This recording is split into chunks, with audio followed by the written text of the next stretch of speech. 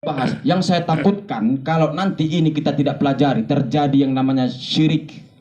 Syirik ini berbahaya ini. Makanya nanti saya praktekkan juga. Sebenarnya mungkin sudah pernah saya upas. Ini mengingatkan kembali jamaah yang Allah muliakan.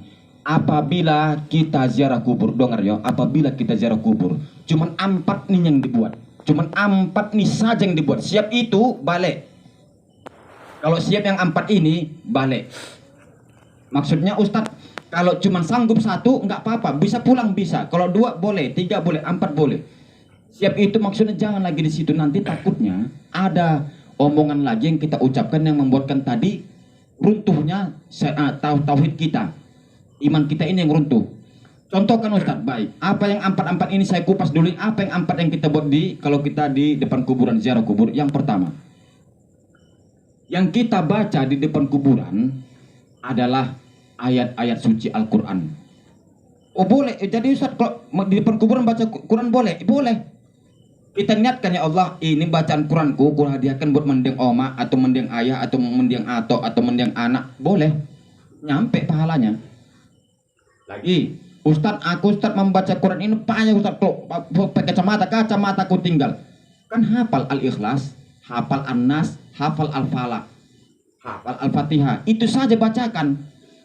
Baik Ustadz, kubuatlah itu. Selesai. Apa lagi Ustadz? Yang kedua, jadi baca Al-Quran yang pertama. Yang kedua, kalau masih sanggup lagi kita ontok di situ, belum lagi pergi. Ada yang kedua, ada. Apa itu? Tahlil. La ilaha illallah, la ilaha illallah. Berapa kali? Berapa yang sanggup lah. Nanti kalau bilang 100, berapa yang sanggup? Mau sanggup 10, tapi kalau bisa memang 100 kalau dapat. Kan begitu. Yang sebentarnya kalau tahlil itu 5 ke 7 menitnya itu. Udah siap dia tahlil, masih lagi dia ontok lagi di situ. Ada lagi Ustaz, bisa kubaca kira-kira setelah 2 itu, setelah baca Quran, tahlil. Ada. Apa itu? Solawat. Dibanyakinya solawat di situ. Ini dengar ini. Di antara yang saya sebutkan tadi, solawat ini agak berbeda. Kalau dibacakan ke orang lain, itu pendingin itu.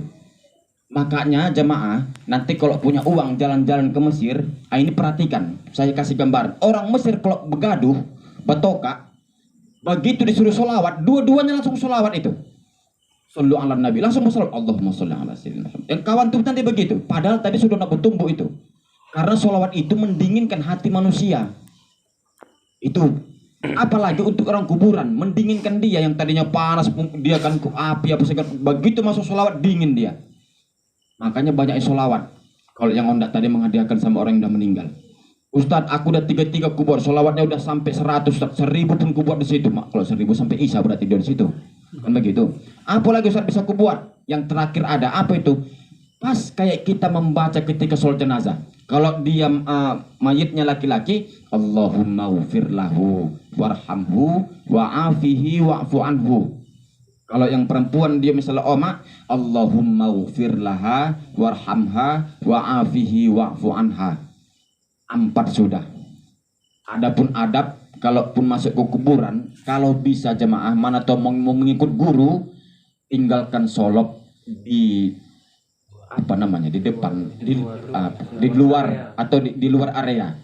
Iya, jangan dibawa masuk. Kenapa Ustaz? Banyak di situ nanti tentang sumut apa segala macam. Bisanya sumut dielakkan bayar. Taknya pala jadi alasan itu. Kasih dulu Ustaz ilmunya. Kenapa harus Ustaz buka solok?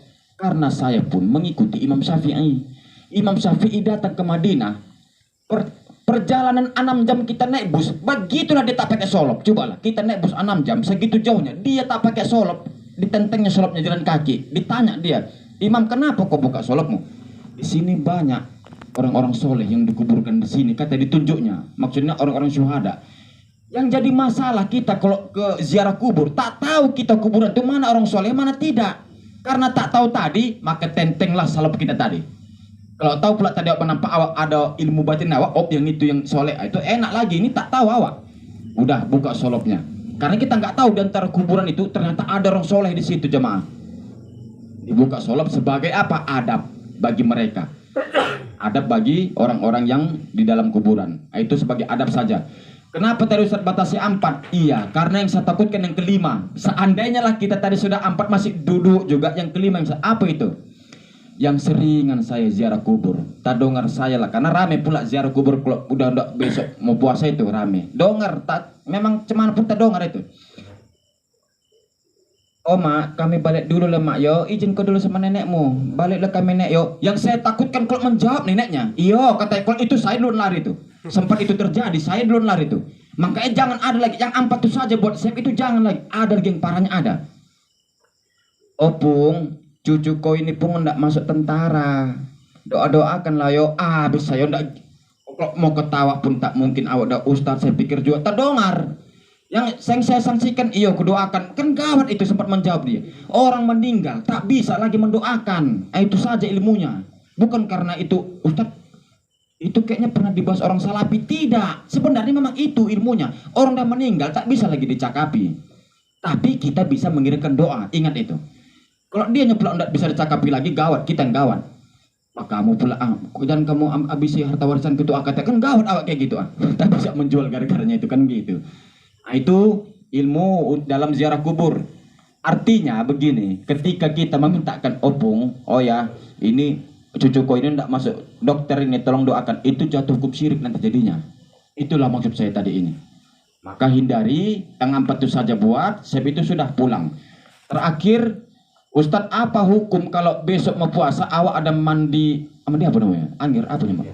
Angger. Apa hukumnya Ustadz? Boleh, sunnah, nggak apa-apa. Oh itu tak bid'ah Ustaz? Tidak. Jangan pala didongarkan kali. Tak semuanya orang bisa kita dongarkan, harus kita serap ilmunya. Enggak tengok-tengok juga siapakah orang yang harus kita ambil ilmunya. Enggak semua bisa. Pas sempat dia orangnya oleng, awak ambil juga ilmunya kan tak mungkin. Mandi itu tadi boleh. Niat kita pula tadi mau menyambut bulan suci. Namanya lah bulan suci. Maka berharap awak ini yang datang ke dia nanti suci juga badan awak, itu maksudnya tadi, dan suci hati tentunya. Jamaah yang Allah muliakan, kiranya kita